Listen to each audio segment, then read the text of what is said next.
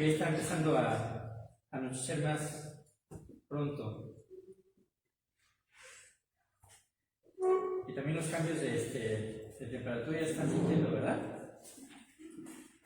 Pues gracias a Dios, hermanos, por todo lo que proviene de su mano, del clima, por las variantes que hay, porque sabemos que es lo que precisamente genera, ¿verdad?, que haya alimentos en nuestra tierra, y no estaríamos contentos, ¿verdad?, del hecho de estar siempre con puro calor.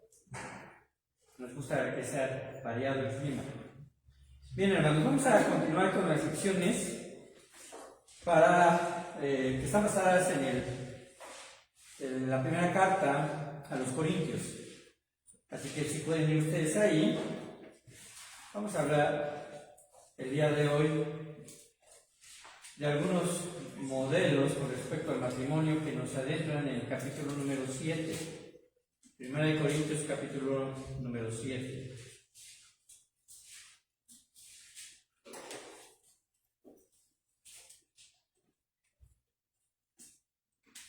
Vamos a ponerlo todo en las manos de Dios y le voy a pedir que tiene su rostro.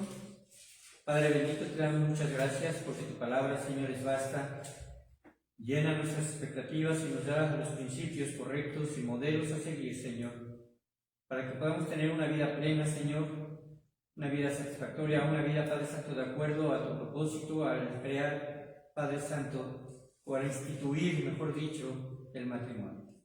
Te damos muchas gracias en el nombre de Cristo Jesús. Bendícenos en esta tarde. Amén. En el capítulo número 7 aparece en sus Biblias y hay un pequeño subtítulo, ¿verdad? ¿Cómo dice ese subtítulo si tienen esta versión? Problemas del matrimonio.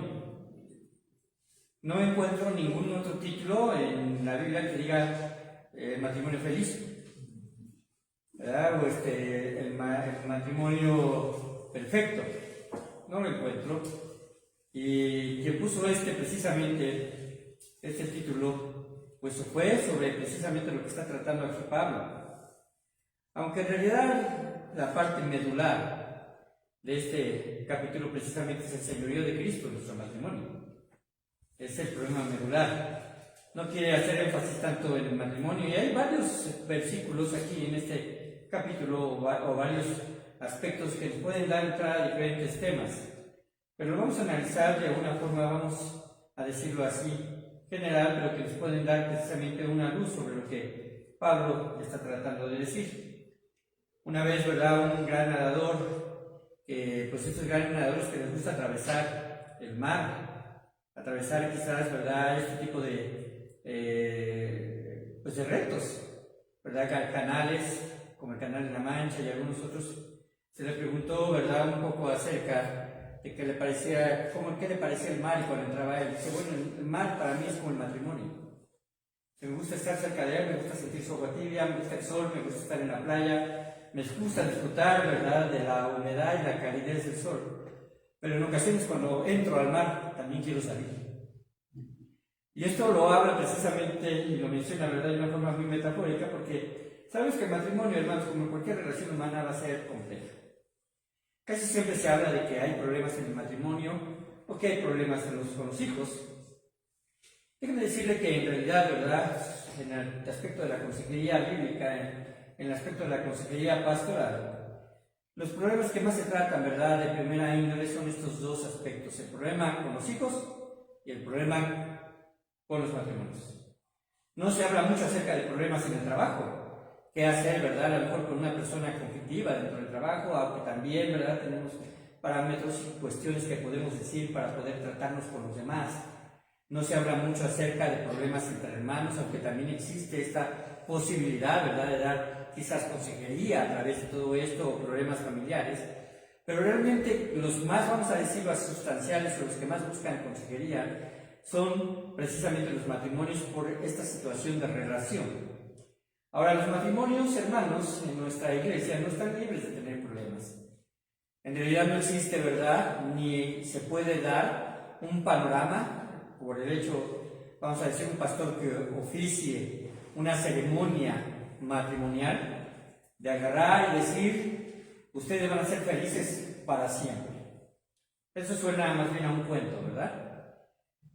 ¿Por qué? Porque en realidad, ¿verdad?, nos casamos para hacer feliz a la persona, para que nos hagan felices. Si estamos buscando que nos hagan felices, es un aspecto egoísta. Realmente nos casamos, ¿verdad?, con un propósito de poder dar lo mejor para poder hacer un ambiente feliz, no solamente para la esposa, sino también para los hijos. Este tema se llama soltería, matrimonio y divorcio, porque estos tres aspectos de la relación entre parejas se mencionan. Y empezando también por la soltería, vamos a leer el versículo número 1. Y observen cómo dice el apóstol Pablo en este versículo número 1. En cuanto a las cosas de que me escribisteis. Y ahí me voy a detener un poco. Porque Pablo está haciendo precisamente énfasis de que está dando respuesta a algo que le preguntaron por medio de una carta. ¿Cierto o no? Dice, en cuanto a las cosas de las cuales me escribieron ustedes. Y sabemos que hubo una carta anterior, por lo cual la primera carta a los Corintios es la respuesta de esa carta. No sabemos el contenido de esa carta, ¿verdad?, en el cual se la envían a Pablo, pero sí podemos saber a través de su respuesta que esa carta, esa misiva, ¿verdad?, que muy propiamente quizás fueron los de Chloe quienes se la llevaron, menciona diferentes problemas dentro de la iglesia, y ya hemos atendido a algunos de ellos, ¿verdad?, como transmisiones, como el hecho de la llevar a juicio ante los tribunales entre hermanos por un pleito, el hecho quizás, ¿verdad?, de que algunas personas se inclinaban más por algunos de los líderes que por otros, etc. Pero aquí Pablo entra de lleno a una situación con respecto a problemas del matrimonio. Ahora, eso no es un capítulo que está aparte, vamos a decir que se pierde la idea de lo que viene mencionando en el capítulo número 6. Y la segunda parte del capítulo número 6. Sabemos que la iglesia de Corinto era una iglesia, ¿verdad?, con una gran influencia precisamente de los aspectos idolátricos que se tenían y la forma en la cual expresaban precisamente esas prácticas, y uno de ellos precisamente era la promiscuidad sexual. Lo sabemos porque así era precisamente el aspecto religioso. El aspecto religioso estaba precisamente basado a través de sus lideresas, que era una gran cantidad de ellas, sacerdotisas, ¿verdad?, que ofrecían sus cuerpos en los templos paganos como una especie de adoración y favor hacia sus dioses, y los varones griegos estaban acostumbrados a ese tipo precisamente de aspectos, pero también los romanos, porque adoptaron incluso ese tipo de aspectos dentro de la práctica, ¿verdad?, religiosa e idolátrica de aquel tiempo. Así que cuando Pablo los confronta acerca de huir de la fornicación, los confronta acerca de que esto es pecado delante de Dios, los creyentes en Corinto empiezan a tomar, ¿verdad?, algunas actitudes, por un lado, bastante, vamos a decirlo así, desproporcionadas. Por un lado, había quienes no menospreciaban ese principio bíblico, ¿verdad?, solamente ser maridos de una sola mujer, y todavía les costaba trabajo, ¿verdad?, dejar esas situaciones perversas con respecto a la fornicación. Pero por otro lado, hubo otros creyentes que dijeron, bueno, si tener relaciones sexuales, ¿verdad?, es pecado, pues no voy a tener relaciones sexuales incluso hasta con mi mujer, con su mujer legítima. Parece que se iban a los extremos. Y esto lo vamos a ir notando, porque incluso este versículo 1 dice, en cuanto a las cosas que me escribisteis, y la respuesta sería, bueno, le está preguntando acerca de tocar mujer o no tocar mujer, y cuando se refiere a tocar mujer, se refiere a una relación íntima. Dice, bueno, le sería al hombre que no tocar mujer. Si tú no estás diciendo que la intimidad sexual puede llevarnos a promiscuidad, pues bueno, sería para el hombre no tocar mujer. Pero Pablo, ¿verdad?, lo que está precisamente explicando que ese no es el propósito de confrontarnos con el pecado de la sexualidad, sino la sexualidad fuera del matrimonio. Dice el versículo más adelante, pero a causa de las fornicaciones, ¿qué dice? Y da esta primera indicación o mandamiento. Cada uno tenga su propia mujer y cada una tenga su propio marido. Aquí hay aspectos de propiedad y de exclusividad.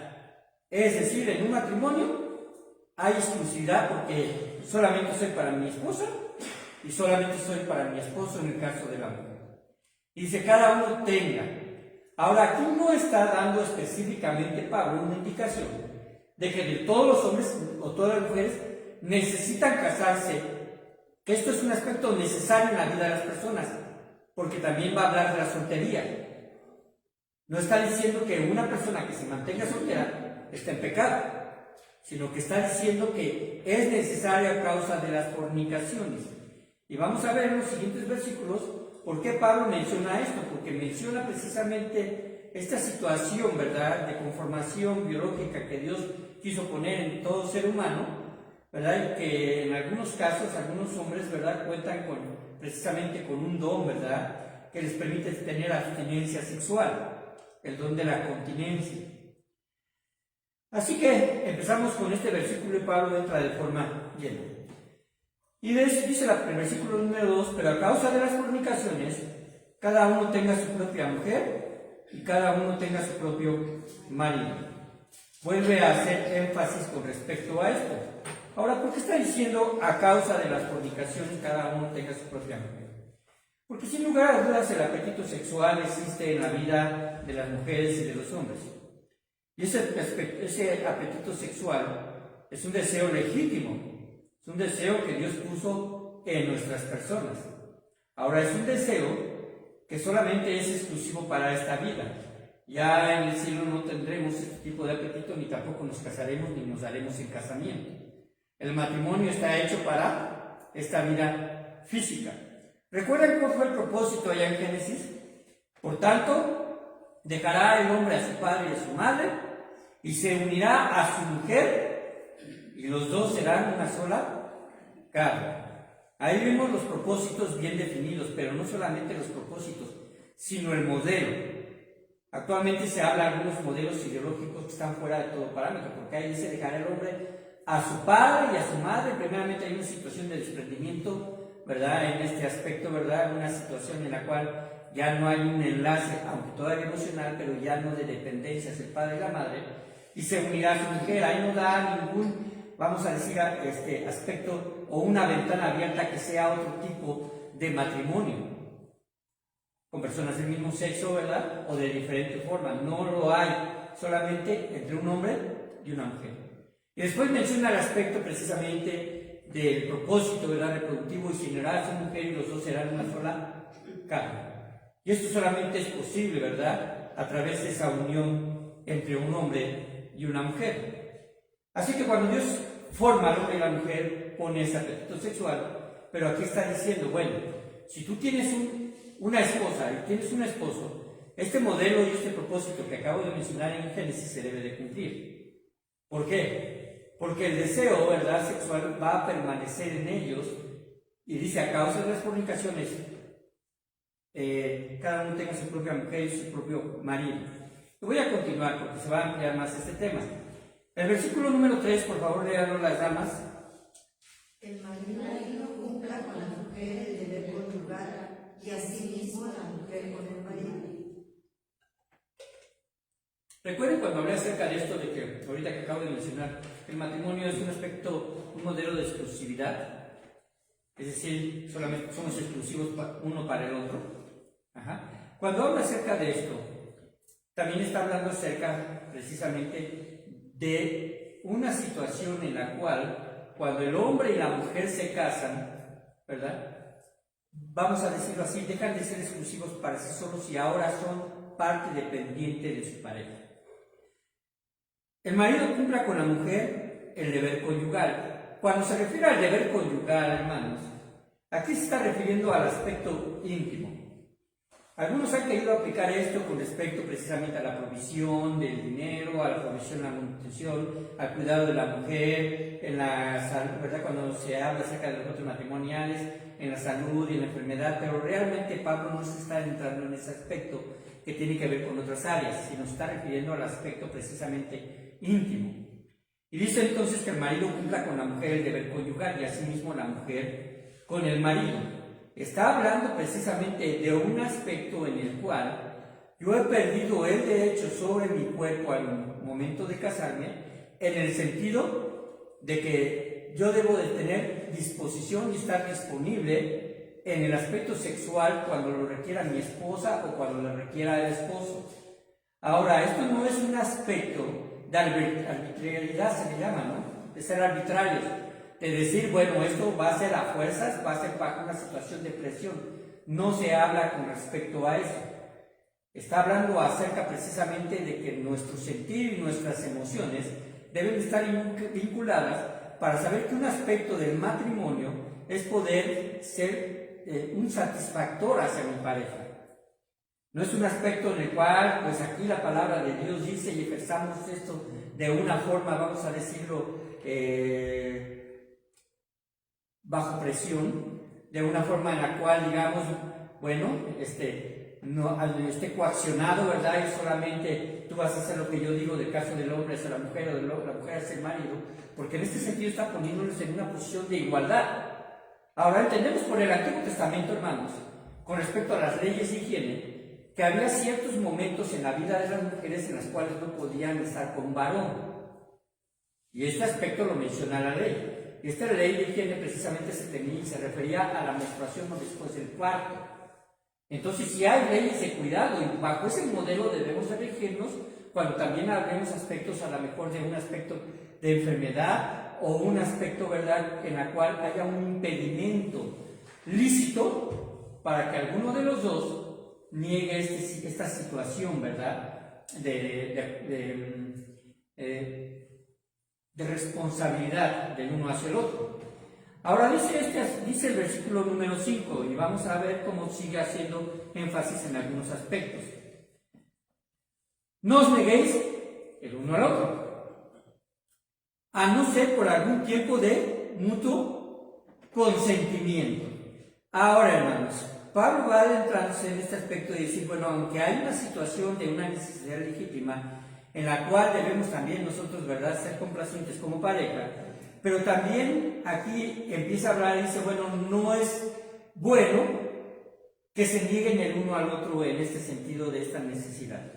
Pero sí dice y da abierta precisamente una posibilidad, a no ser por algún tiempo, ¿de qué? De mutuo consentimiento. Esta es una situación consensuada, es decir, vamos a apartarnos, ¿verdad?, como pareja, de esta situación, ¿verdad?, en la cual, pues, es nuestra situación sexual, y vamos a poner sobre esto una prioridad mayor, que son las prioridades espirituales. Si ustedes se dan cuenta, dice después, ¿para qué? ¿Ocuparos en qué? Sosegadamente en la oración. ¿Qué quiere decir sosegadamente? De una forma tranquila, de una forma que no esté bajo presión, bajo coacción, en la cual yo pueda decir, bueno, yo quiero tener esto, ¿verdad? Quiero poner sobre mis necesidades físicas, y es lo correcto, poner nuestras necesidades espirituales.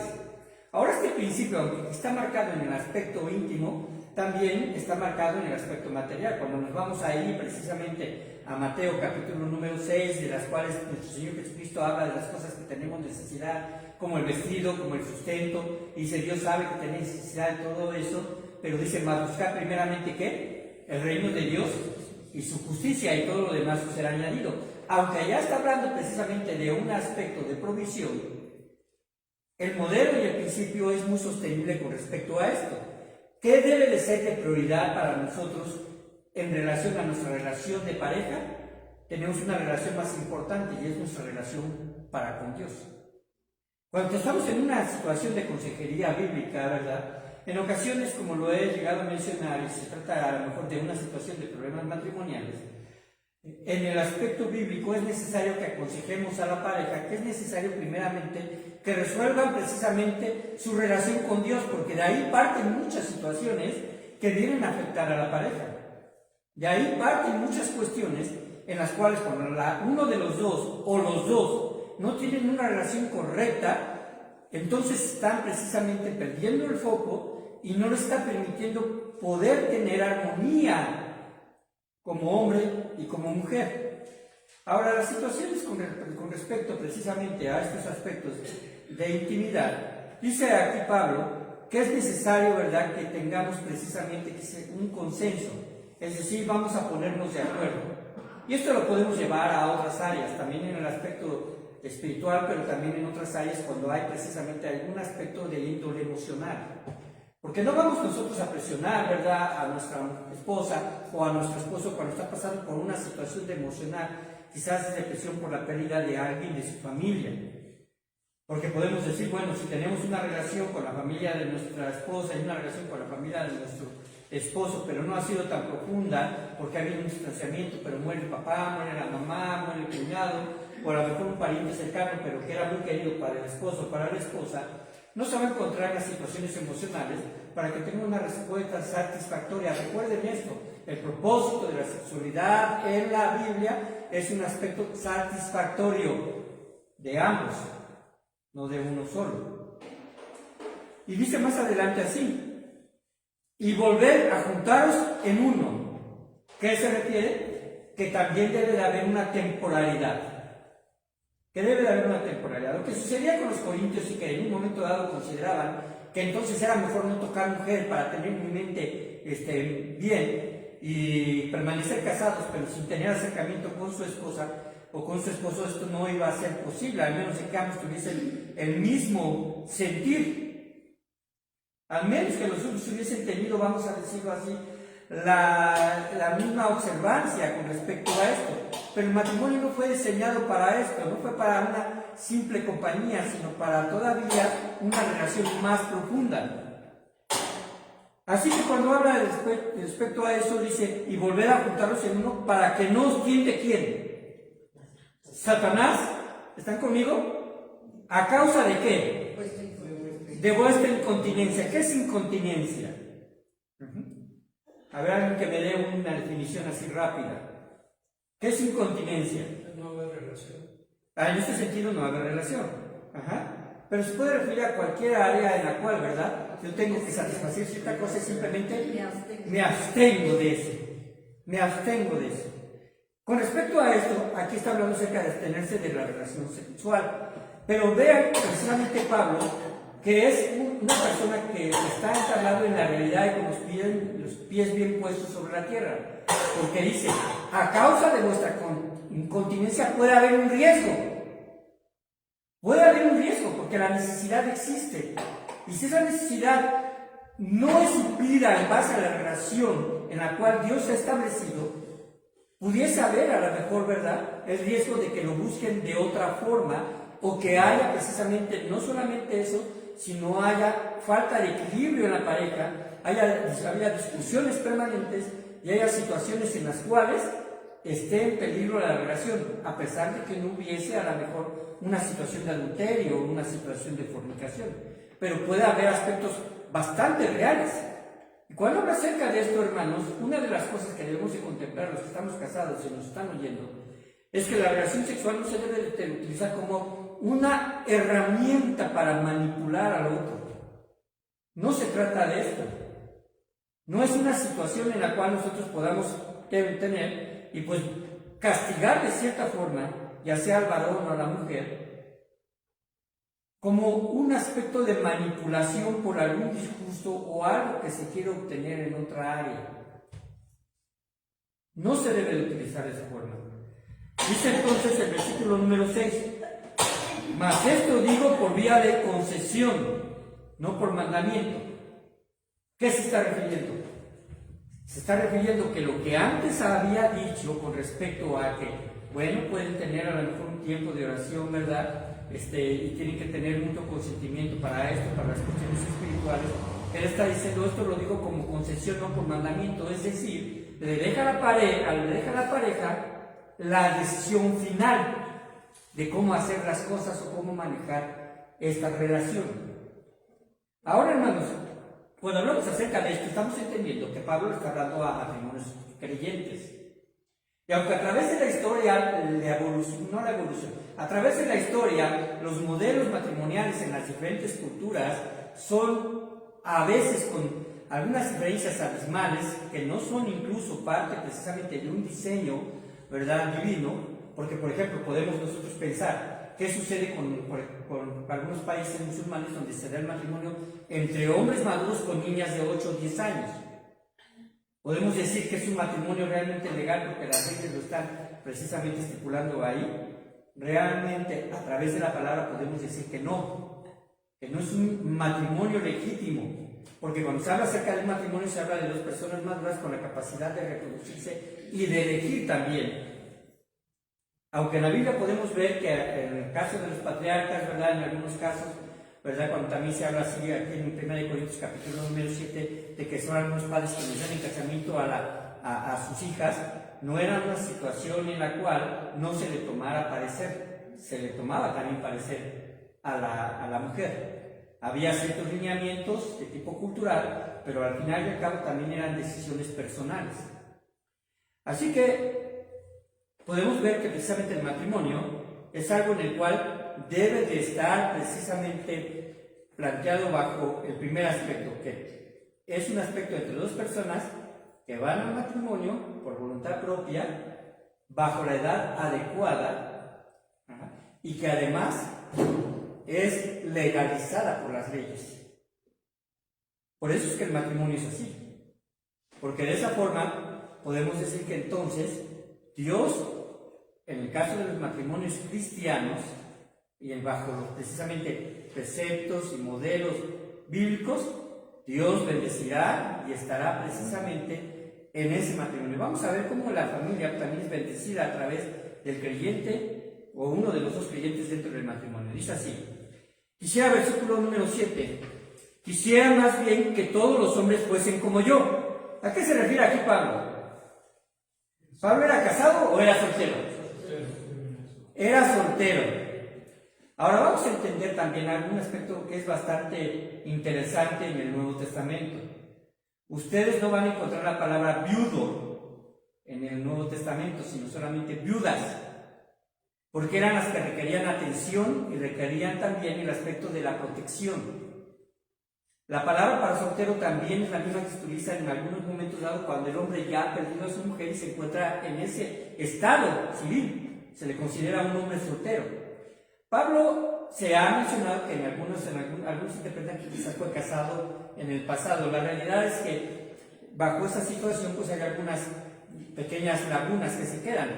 Yo creo que el punto de vista más correcto es que fue una persona soltera. ¿Por qué? Porque a pesar de que en el caso de los fariseos, ¿verdad?, se les pedía el requerimiento de ser casados, a Pablo nunca se le vio en una situación en la cual él hubiese mencionado a una esposa en el pasado, hubiese tenido hijos en el pasado. Y además su conversión fue en una edad madura, sí, pero no tan, vamos a decirlo así, no tan temprana, pero tampoco tan grande en el momento de su conversión. Y lo vemos a él precisamente diciendo esto. Quisiera más bien que todos los hombres fuesen como yo, sea una cosa, sea la otra, y se encontraba, cuando escribía la carta, soltero. Pero dice Pablo, pero cada uno tiene su propio don de Dios, uno a la verdad de un modo y otro de otro. Digo pues a los solteros, ¿y a quién? A las viudas. Este es el contexto en el cual estamos mencionando. ¿Por qué no dice a las viudas y a los viudos, verdad? Porque la misma palabra y el mismo estado civil se menciona, pero se utiliza la palabra viudas precisamente por el contexto que está, el contexto cultural, el contexto bíblico de poder apoyar a aquellas que habían enviudado. Dice, digo pues a los solteros y a las viudas, que bueno les pueda quedarse como yo, pero si no tienen don de continencia, y esto está precisamente, este don de continencia habla acerca de que no tienen necesidad de tener relaciones íntimas con una mujer, por lo tanto permanecen solteros, y esto es lo correcto para quien tenga el don de continencia, que hasta el momento yo no he conocido a alguien que me diga, hermano, yo quiero tener el don de continencia, ¿verdad? Pero seguramente lo hay. Es decir, no tengo una necesidad, ni tengo ese apetito sexual por estar con una mujer. Dice, mejor que se quede soltero. Ahora, cuando está hablando precisamente de esto, si no tienes el don de continencia, entonces, ¿cuál es precisamente la recomendación? Cásense. ¿Por qué? Pues mejor es casarse que estarse quemando. Pues mejor es casarse que estar luchando con ese apetito del cual, ¿verdad?, Dios ha puesto en tu vida y que te puede llevar a riesgos pecaminosos. Ahora, hermanos, hemos definido que el apetito sexual es un apetito, es una necesidad biológica que es controlable para los hombres y para las mujeres. Y que por ser controlable tiene un espacio en el cual se debe de dar, que es en el matrimonio. Así que dice más adelante, versículo número 10. Pero los que están unidos, ¿en qué? En matrimonio, mando, no yo, sino el Señor, que la mujer no se separe del marido. Aquí hay un mandamiento, porque dice, manda el Señor, que la mujer no se separe del marido. Ahora, a Jesucristo se le preguntó, ¿recuerdan acerca del divorcio? ¿Es lícito para el hombre dar carta de repudio, dar carta de divorcio por cualquier cosa? Jesús le respondió y le dijo al principio, no fue así. Incluso dice que lo que Dios juntó, no lo separe ¿quién? El hombre.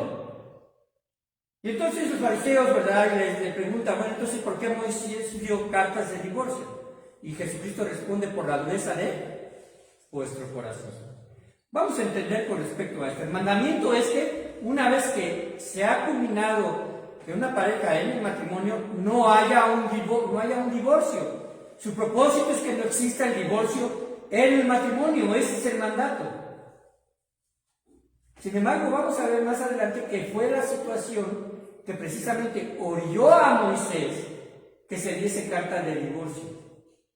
Uno de los factores que se pierden, ¿verdad?, cuando existe esta situación, ¿verdad?, pues sabemos que es el adulterio, y además el adulterio no es un mandamiento. Hay que entender esto, o sea, no está obligada la persona o la pareja que fue víctima a divorciarse, si así no lo desea y da paso a la restauración, porque esto sí es posible a través del perdón.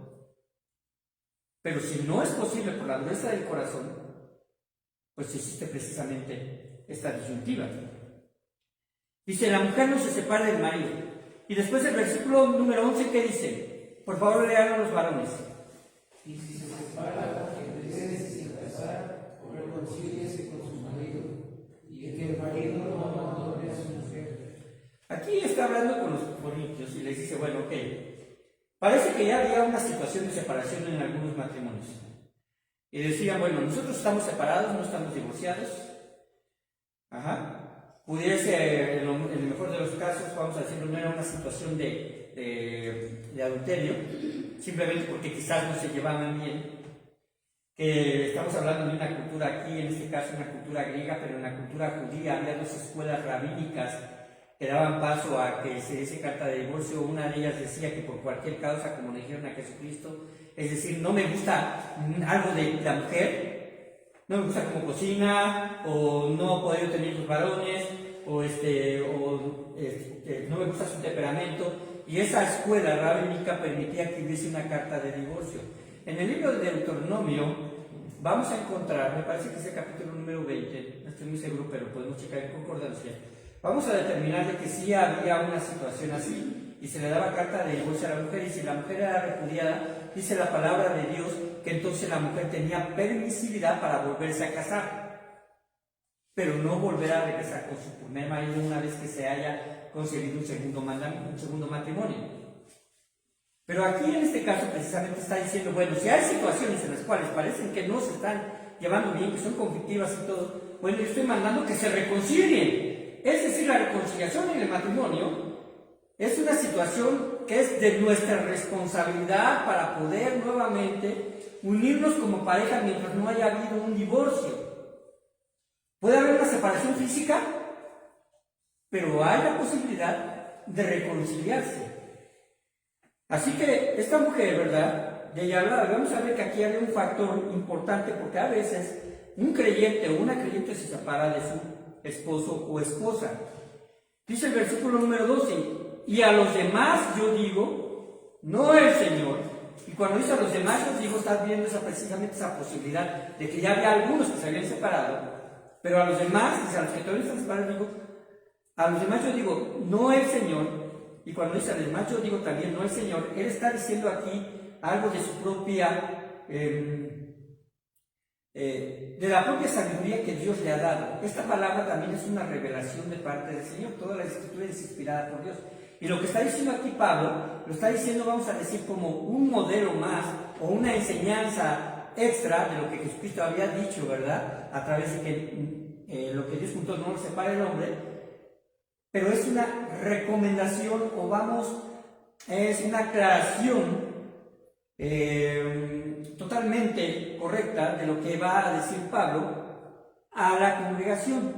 Si algún hermano tiene mujer que no sea creyente, y ella consciente en vivir con él, ¿qué le dice al varón que es creyente? No la abandone.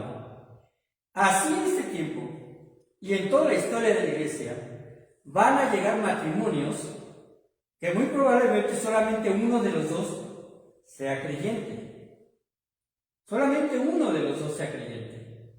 Quizás en un principio lleguen a lo mejor sin ser salvos y aquí conozcan uno o ambos, o quizás a lo mejor vengan de alguna otra congregación o se les haya predicado el evangelio anteriormente y tomó una decisión por Cristo y llega a una iglesia como la nuestra y solamente llega la mujer o el varón siendo salvos. ¿Cuál es la recomendación para ellos? Porque aquí la tendencia parecía ser que Pablo les decía, mira, ok, tú ya conociste a Cristo y ahora, ¿verdad? Por esa situación, quizás tengas el deseo de decir, bueno, pues me voy a separar de mi esposo porque no me va a dejar a mí hacer las cosas del Señor. O el esposo hubiera dicho, pues voy a dejar a mi mujer porque no es creyente y ella todavía está metida en estas situaciones de idolatría paganas.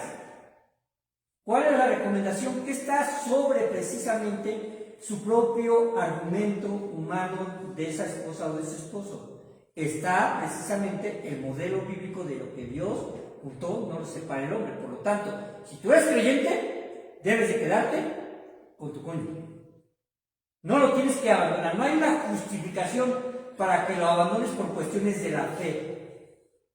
Por el contrario, vamos a ver que esa persona va a ser de bendición a su propia familia.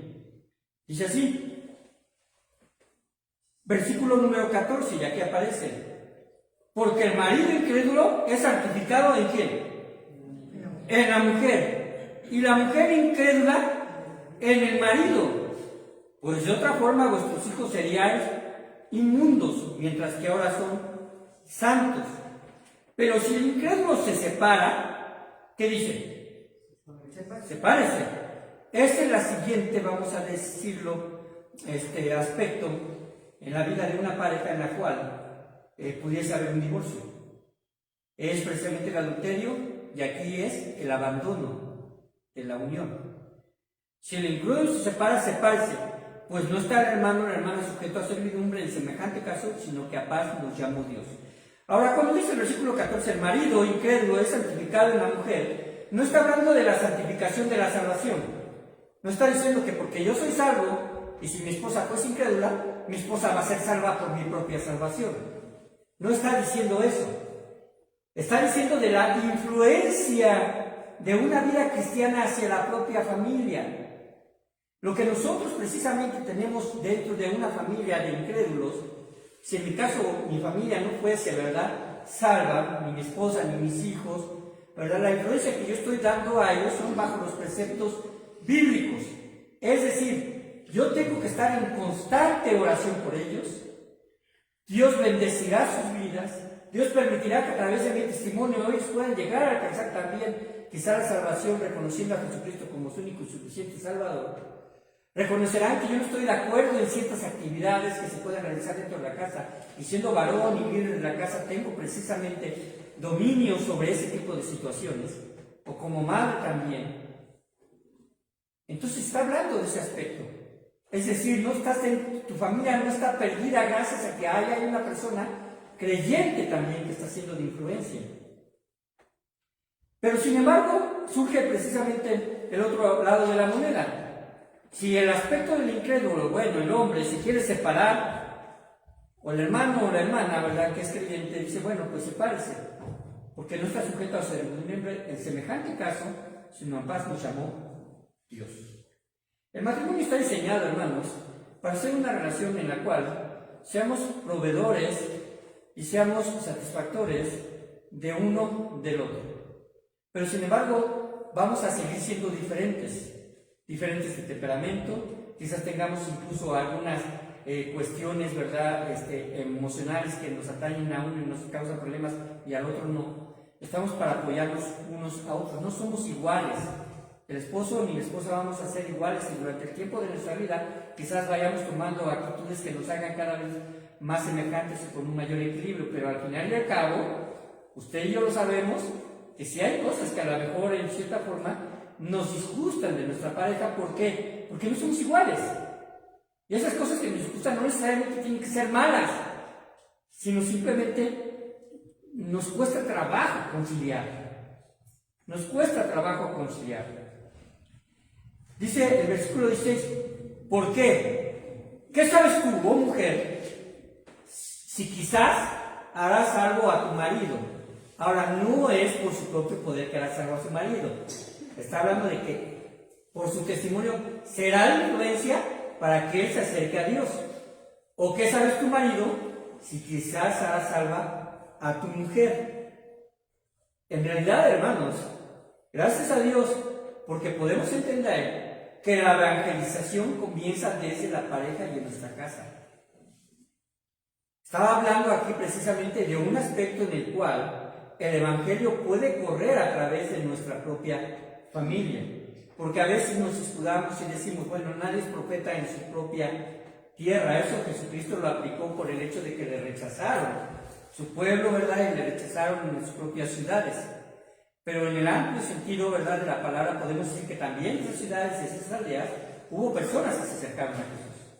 No fue el total, pero sin embargo, aquí nos está hablando, ¿qué sabes tú? Esto solamente ¿quién lo sabe? Solamente lo sabe Dios. Pero sin embargo, sí nos está poniendo sobre nuestros hombros la responsabilidad de ser un testimonio. Pero a cada uno, versículo 17, pero cada uno como el Señor le repartió. Y como Dios llamó a cada uno, así se haga. Esto ordeno en todas las iglesias. Y está mencionando esto porque se iba a difundir lo que está diciendo aquí Pablo. ¿Fue llamado a algunos siendo circunciso? Quédese circunciso. ¿Fue llamado a algunos siendo incircunciso? No se circuncide. La circuncisión nada es y la incircuncisión nada es. ¿A qué se está refiriendo? No se está refiriendo al aspecto, vamos a decirlo, de esa cirugía. Se está refiriendo a alguno es judío o alguno es gentil. Si alguno es judío, quédese como judío. Si alguno es gentil, quédese como gentil. La fe hacia Cristo no cambia. Sus parámetros son los mismos para los judíos y para los gentiles. Solamente la fe salvadora que nos proporcionan a través de la sangre de Cristo. No, después dice, sino el guardar los mandamientos de Dios. Cada uno en el estado en que fue llamado, en él se quede. Y aquí habla precisamente de otros aspectos. ¿Fuiste llamado siendo esclavo? No te dé cuidado, pero también dice, si puedes hacerte libre, procurarlo más. Está dando algunos aspectos prácticos. Si tú fuiste salvo siendo esclavo, pero tienes las posibilidades de quedar libre con los medios legítimos. Búscalo. Cada uno, y después dice así, porque el que en el Señor fue llamado siendo esclavo, liberto es en el Señor. Aquí está hablando de que la esclavitud en la cual él estaba, ¿verdad?, está comparando con su libertad en Cristo. Cuando dice liberto, era precisamente el estado de pasar de esclavo a la libertad. Asimismo, el que fue llamado siendo libre, ahora te está diciendo que es esclavo de Cristo. Esta analogía, ¿verdad?, la dice precisamente Pablo porque te está diciendo, al final te vas a quedar bajo el señorío. Vas a quedar bajo el señorío de Cristo. Por precio fuisteis comprados. No os hagáis esclavos de los hombres. Cada uno, hermanos, en el estado en que fue llamado, así permanezca para con Dios. Ya casi voy a terminar. Voy a continuar en el otro estudio.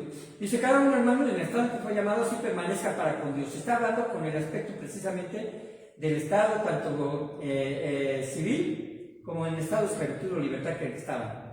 Y el versículo 25, en cuanto a las vírgenes, no tengo mandamiento del Señor, mas doy mi parecer. Nuevamente Pablo, inspirado por el Espíritu Santo, está dando precisamente algunos principios, algunos aspectos o modelos con respecto a cómo debería de manejar este aspecto de las personas solteras, porque estamos hablando de que las vírgenes, estamos hablando de mujeres solteras. Mas doy mi parecer como quien ha alcanzado misericordia del Señor para ser fiel, es decir, para no equivocarme. Tengo pues esto por bueno a causa de la necesidad que apremia. ¿A qué se referirá Pablo? Está diciendo, voy a dar este consejo porque hay una necesidad urgente, hay una necesidad o hay una realidad que estamos viviendo. ¿Y cuál era esa necesidad que estaba viviendo? ¿Qué es lo que veía Pablo que estaba atravesando las iglesias? Era la persecución. El evangelio se estaba expandiendo y para este tiempo ya estaba Nerón, ¿verdad? Y había una persecución hacia ellos. Estaba en sus primeros inicios, todavía no quemaba, ¿verdad?, Roma, pero estaba en sus primeros inicios y ya había una persecución por parte de los romanos, una persecución por parte de los judíos.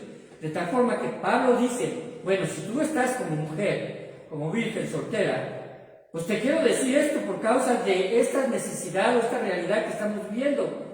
Y también se los dice a los hombres, que hará bien el hombre en quedarse como está. ¿Por qué? Porque era menos doloroso sufrir el evangelio para una persona soltera que para una persona casada y con hijos. Vamos a ponerlo desde esta perspectiva. Si una persona con hijos era apresada y era llevada, posteriormente, como fueron llevados muchos cristianos, a los circos romanos, ¿qué era más doloroso para los padres?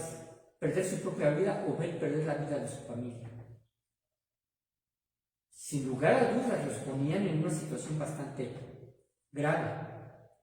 Y le dice aquí él, tengo pues precisamente por bueno, a causa de necesidad que apremia, que hará bien el hombre en quedarse como está.